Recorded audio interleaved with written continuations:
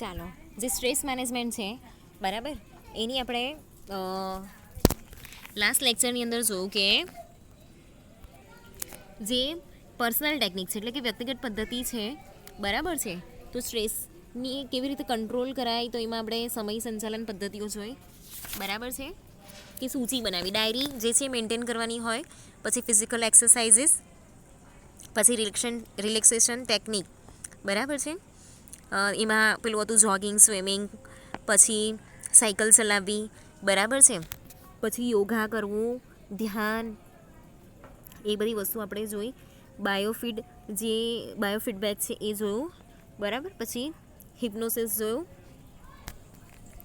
Okay, એના પછી આપણે જોયું કે behavioural self control, cognitive therapy અને નેટવર્કિંગ બરાબર છે. હવે આજે આપણે નેક્સ્ટ જોવાના છે વ્યવસ્થાતંત્રીય પદ્ધતિઓ બરાબર છે.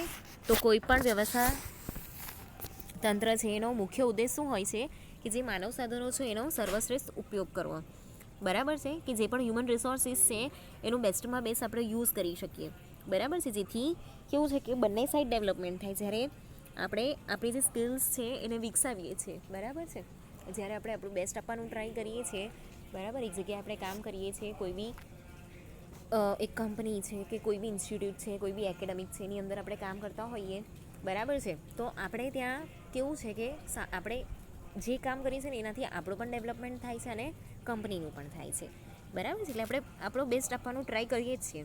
તો જે કર્મચારીઓ છે બરાબર છે, તે એ ફોર્મલ જે મેનેજમેન્ટ સિસ્ટમ છે બરાબર, એની અંદરના જે કાર્યો છે કે એની જે રિસ્પોન્સિબિલિટી છે બરાબર, એની અયોગ્ય સોંપણી કરવામાં આવે બરાબર, કે જે રિસ્પોન્સિબિલિટી છે એની અયોગ્ય સોંપણીને કારણે અથવા તો વ્યક્તિગત કર્મચારીના માનસિક ભૂમિકાને કારણે જે કાર્ય બજવણી છે એમાં કેટલીક વાર જે માનસિક દબાવ છે એની પરિસ્થિતિનો સામનો કરવામાં આવે છે બરાબર છે. તો જે કાર્ય બજવણી છે તો કોઈને વધારે મળે, કોઈને ઓછું મળે બરાબર છે, તો એના લીધે શું થાય કે અંદર ખટપટ બી થઈ જાય, કામ પૂરું નહીં થતું હોય તો ખીજવાય બરાબર છે. તો એવી પરિસ્થિતિની અંદર કેવું છે કે સ્ટ્રેસની જે પરિસ્થિતિ છે એ ઊભી થાય છે બરાબર છે.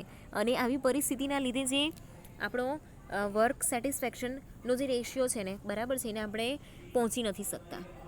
ઓકે, તો આ પ્રકારની જે માનસિક દબાવની જે પરિસ્થિતિ છે એના કારણે કર્મચારીના જે માત્ર શારીરિક સ્વાસ્થ્ય પર જ એની વિપરીત અસર નથી પડતી, પરંતુ એની માનસિક સ્વાસ્થ્ય પર બી અહીંયા એની અસર પડે છે. એટલે સ્ટ્રેસ આપણે ઊભું થાય છે, અને સ્ટ્રેસ જેમ જેમ વધે ને તેમ તેમ ડિપ્રેશનમાં કન્વર્ટ થતું જાય બરાબર, પરંતુ તેને કારણે તેની કાર્ય બજવણી પર અહીંયા વિપરીત અસર પડે છે બરાબર. માનસિકના લીધે શારીરિક સ્વાસ્થ્ય એટલું બધું નથી બગડતું, પણ જો એનું માનસિક સ્વાસ્થ્ય વધારે બગડેલું હોય ને તો સીધું એની અસર શાના પર પડે છે, એના કામ પર બરાબર છે.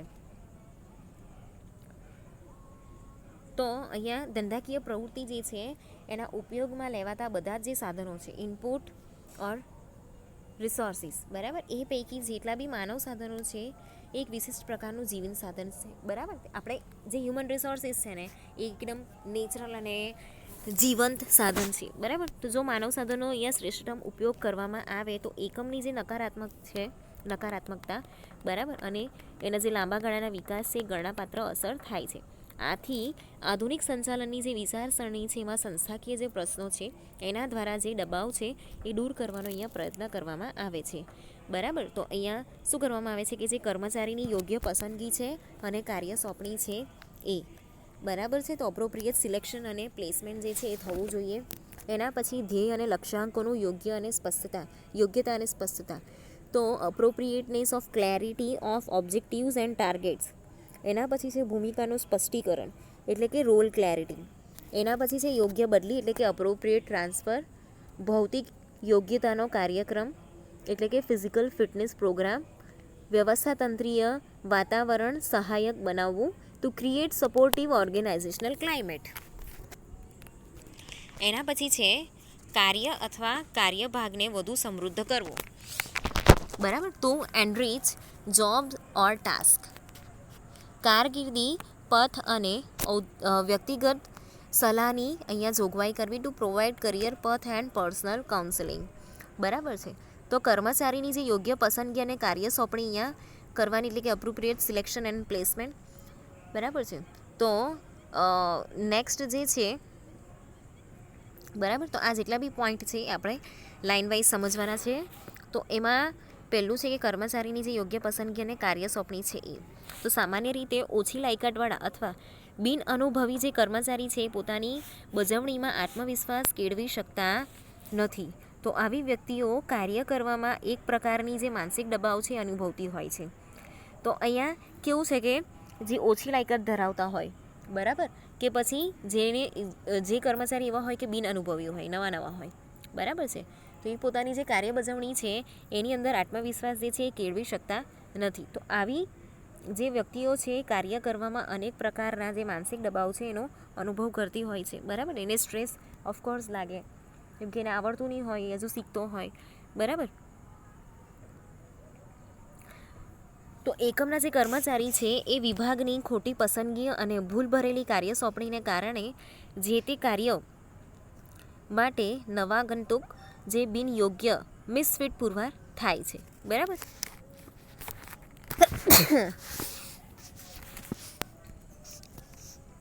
તો આ પ્રકારના જે કર્મચારી છે એની બદલી કરીને અથવા જરૂરી તાલીમ પૂરી પાડીને આવા કર્મચારીને દબાવમાંથી મુક્ત કરી શકાય છે, બરાબર છે. તો અહીંયા જે પણ કર્મચારી છે, બરાબર, એને કેવું છે કે બદલી કરવાના જગ્યાએ આપણે યોગ્ય તાલીમ આપીને એને કામ સોંપીએ ને તો એ વધારે સારું પડે, બરાબર છે. તો સાથે સાથે જે કર્મચારી સંચાલન વિભાગની જે કાર્યદક્ષતા છે એને વધારીને જે ભરતી પસંદગી છે એની કાર્ય સોંપણીના કાર્યને આપણે અસરકારક બનાવી શકીએ છીએ, બરાબર છે. એના પછી છે નેક્સ્ટ ધ્યેય અથવા લક્ષ્યાંકોની યોગ્યતા અને સ્પષ્ટતા, એટલે કે appropriateness and clarity of goals and target. તો કેટલીક વાર જે કર્મચારીઓ છે એ પોતે સિદ્ધ કરવામાં ધ્યેય અથવા લક્ષ્યાંકો જે છે એ સંબંધી સ્પષ્ટતા હોતી નથી. તો આ પ્રકારના જે લક્ષ્યાંકો છે એની સ્પષ્ટતા એટલે એબ્સન્સ ઓફ ગોલ ક્લેરિટીના કારણે જે કર્મચારીઓ છે એવા કાર્યો કરે છે કે જેને કારણે સંચાલન દ્વારા માન્યતા મળતી નથી, બરાબર છે. અથવા જે લક્ષ્યાંક સિદ્ધિની જે ઉણપ છે, બરાબર, એ ઉણપને કારણે જે કર્મચારી છે એને ઠપકો મળે છે. તો આ પ્રકારની જે પરિસ્થિતિ છે એમાંથી જે કર્મચારી છે એક પ્રકારનો માનસિક દબાવ જે છે અનુભવ કરે છે. તો ઉચ્ચ સંચાલનને ધ્યેય અને લક્ષ્યાંકોની યોગ્ય સ્પષ્ટતા કરવી જોઈએ. શક્ય હોય ત્યાં કર્મચારીઓએ લક્ષ્યાંકો નક્કી કરવામાં સામેલ કરવા જોઈએ. તો આ પ્રકારની જે વ્યવસ્થા છે એને કારણે જે લક્ષ્યાંક સંબંધી જે પણ કોઈ અસ્પષ્ટતા અથવા ગેરસમજૂતી હોય તો તે દૂર કરી શકાય છે. એટલું જ નહીં પરંતુ લક્ષ્યાંક નિર્માણમાં જે કર્મચારી છે એની સામેલગીરી થવાને કારણે જે ધ્યેય સિદ્ધિ કરવાની તેની પ્રતિબદ્ધતા છે એ વધી જાય છે, બરાબર. તો અહીંયા કેવું છે જે કર્મચારી છે ને, બરાબર છે, અહીંયા એના માઇન્ડમાં કેવું છે કે ગોલ જે છે કે જે ઓબ્જેક્ટિવ્સ છે, બરાબર છે, એના માઇન્ડમાં સ્પષ્ટ હોતા નથી. તો જ્યારે અહીંયા ગોલની જે અસ્પષ્ટતા હોય છે, બરાબર છે, એની ક્લેરિટી બરાબર નહીં થયેલી હોય ત્યારે કર્મચારીને એવું એનાથી કામ થઈ જાય છે કે જે કેવું મેનેજમેન્ટ સિસ્ટમમાં માન્ય હોતું નથી, બરાબર છે. તો પછી કેવું લાગે કે લાઈક એણે ખોટું કામ કર્યું, મેનેજમેન્ટને એવું લાગે, બરાબર છે. તો અહીંયા લક્ષ્યાંકની જે સિદ્ધિ છે એની ઉણપ જોવા મળે છે, બરાબર. પછી કર્મચારીને ખીજવાઈ છે. તો આ પ્રકારની પરિસ્થિતિમાં એ માનસિક દબાવ જે છે એ અનુભવે છે, બરાબર છે. એટલે જે ઉચ્ચ સંચાલન છે, જે મેનેજમેન્ટ ટીમ છે, એ લોકોએ સૌથી પહેલાં અહીંયા શું ગોલ અને ઓબ્જેક્ટિવ્સ છે એની સ્પષ્ટતા કરવી જોઈએ બધાને જ, બરાબર. તો જ આપણને ખબર પડે ને આપણે ગોલ જે છે એના તરફ કામ કરવાના છે ને, ઓકે. તો જ્યારે ગોલની અસ્પષ્ટતા હોય ત્યારે ગેરસમજૂતી ઊભી થાય ને આપણે ઓફકોર્સ જે છે એ નહીં કરવાના કામ કરી લઈએ, બરાબર. તો અહીંયા જ્યારે ગોલની સ્પષ્ટતા હોય તો આપણે કમિટમેન્ટ રાખીને બધું કામ કરી શકીએ છીએ, ઓકે. એના પછી છે ભૂમિકાનું સ્પષ્ટીકરણ, રોલ ક્લેરિટી.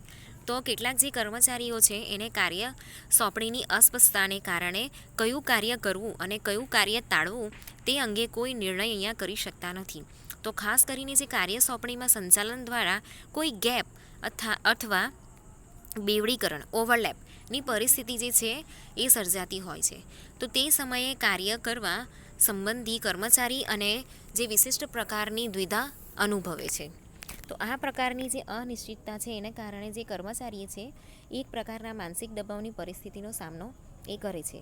તો જો સંચાલન દ્વારા કાર્ય સોંપણી સંબંધી ચોકસાઈ જે છે કેળવવામાં આવે તો આ પ્રકારની જે માનસિક દબાવની પરિસ્થિતિ છે એને આપણે નિવારી શકીએ છીએ.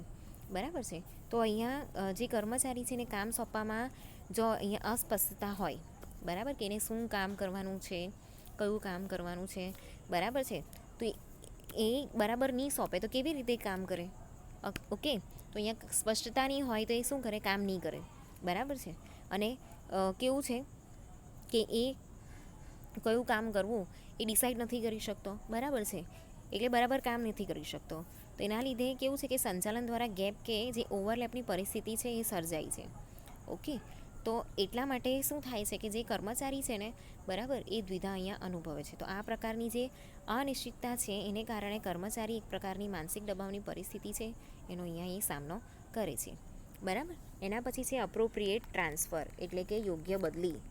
તો જ્યારે કોઈ કર્મચારી કોઈ હોદ્દા પર અયોગ્ય પુરવાર થાય ત્યારે તેને તેની ક્ષમતા, અનુભવ અને પસંદગીને અનુરૂપ હોદ્દા પર બદલી કરીને તેના માનસિક દબાવમાંથી મુક્ત કરી શકાય છે. બરાબર. તો જ્યારે જે કર્મચારી છે એ કોઈ હોદ્દા માટે અપુરવાર એટલે કે અનફિટ જે છે એ બંધબેસતો નથી, એવો પુરવાર થાય કે એની ક્ષમતા છે, એનો અનુભવ છે, બરાબર છે, કે પસંદગીને અનુરૂપ હોદ્દો કરીને એને ટ્રાન્સફર કરીને એનો માનસિક દબાવ જે છે એનામાંથી મુક્ત કરી શકાય છે. તે જ રીતે જે કર્મચારી છે વધારાની તાલીમ આપીને તેની જે ક્ષમતા છે એને વધારીને કાર્ય બજાવણી સંબંધિત તેનો આત્મવિશ્વાસ જે છે એ કેળવી શકાય છે. જો કર્મચારીને પોતાની પસંદગીના સ્થળે બદલી કરવામાં એકમને કોઈ પ્રતિકૂળતા અથવા નુકસાન ન થતું હોય તો કર્મચારીની આ પ્રકારની સ્થળે બદલી જે છે એ લાભ લઈ શકાય છે. સાથે સાથે તેને માનસિક દબાવમાંથી પણ મુક્તિ આપી શકાય છે.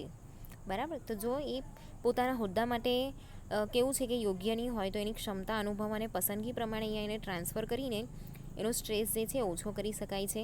બરાબર છે. અને એને કેવું છે કે જે ક્ષમતા એનામાં ઓછી હોય છે એની અંદર એને તાલીમ આપીને એની જે ક્ષમતા છે એને વધારીને જે કાર્ય બજવણી છે, બરાબર છે, એની અંદર આપણે કોન્ફિડન્ટ આપણે લાવી શકીએ છીએ. બરાબર છે. તો અહીંયા સ્થાન બદલી કરવાને બદલે અહીંયા કેવું છે કે એક જ સ્થળે એને બદલી આપીને અહીંયા સ્ટ્રેસ જે છે એનું ઓછું કરી શકાય છે. એના પછી છે ભૌતિક યોગ્યતાનો કાર્યક્રમ કે ફિઝિકલ ફિટનેસ પ્રોગ્રામ. તો કારખાનામાં વિવિધ પ્રકારના કર્મચારીઓ દ્વારા જુદા જુદા પ્રકારના કામ થતા હોય છે. તો આ પ્રકારના કાર્યની બજવણીમાં કર્મચારીની જે ભૌતિક શક્તિ અને શારીરિક અંગોની જે યોગ્યતા હોવી જરૂરી છે. તો અમુક સમયાંતરે કારીગરોની જે શારીરિક તપાસ છે એ કરાવીને તેઓ શારીરિક રીતે જે કાર્યો કરવા માટે યોગ્ય ક્ષમતા ધરાવતા હોય તે પ્રમાણે કાર્યોમાં ફેરફાર કરીને અથવા તો ભૌતિક સાધનોમાં ફેરફાર લાવીને યંત્રો માનવ શક્તિ વચ્ચે યોગ્ય સંતુલન છે જાળવીને કર્મચારીને કાર્ય કરવાની જે યોગ્યતા છે એ વધારી શકાય છે. બરાબર. તો અહીંયા કેવું છે કે મેડિકલ કેમ્પ એક યોજી શકાય. બરાબર છે. કે ક્યાં તો પછી કેવું છે કે ડૉક્ટરને બોલાવીને આપણે અહીંયા એ લોકોની ફિટનેસ જે છે, બરાબર છે, એનો હેલ્થ રેશિયો આપણે કાઢી શકીએ છીએ. તો એ લોકોની હેલ્થ પ્રમાણે આપણે અહીંયા કામ જે છે એ લોકોનું ચેન્જ કરી શકીએ છીએ, ક્યાં તો મશીનરીની અંદર ચેન્જ કરીને આપણે એ લોકો વચ્ચે સંતુલન જાળવી શકીએ છીએ.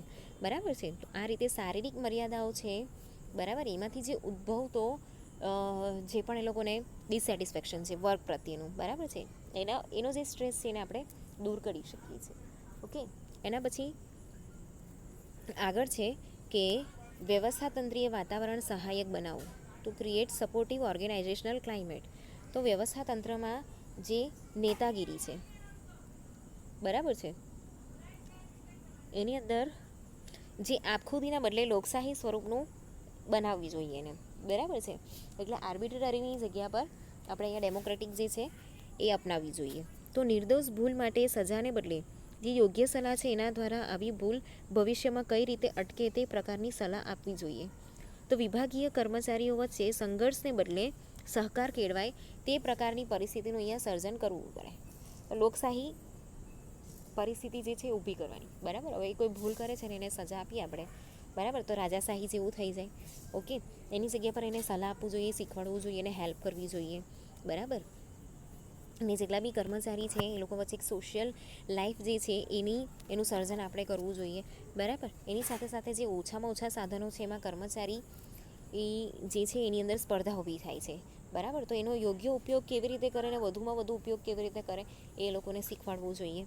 પછી કાર્ય અથવા કાર્યભાગને વધુ સમૃદ્ધ કરવું, ટુ એનરીચ જોબ્સ ઓર ટાસ્ક. તો જે જોબ છે એના જે પરિબળો છે એને વધારીને જે તે કાર્ય છે એને વધુ સમૃદ્ધ કરવું, જેમ કે કાર્ય માટેની જવાબદારીઓ, વિશેષ અધિકાર વધારવા. તે જ પ્રમાણે જે તે કાર્ય છે કરવા માટે જે જરૂરી કૌશલ્ય છે કે જે વિવિધતા છે એને વધારવી. તો આ રીતે જે કાર્ય છે અથવા કાર્યભાગ છે એને સમૃદ્ધ કરવાથી કર્મચારીઓને અહીંયા અભિપ્રેરણા મળે છે અથવા તો કાર્ય સંતોષ વધે છે. તો આવી પરિસ્થિતિને કારણે જે માનસિક દબાવ છે એની પરિસ્થિતિ છે એની અંદર ઘટાડો કરી શકાય છે, બરાબર છે. એના પછી છે કારકિર્દી પથ અને વ્યક્તિગત સલાહની જોગવાઈ કરવી, ટુ પ્રોવાઈડ કરિયર પથ એન્ડ પર્સનલ કાઉન્સેલિંગ.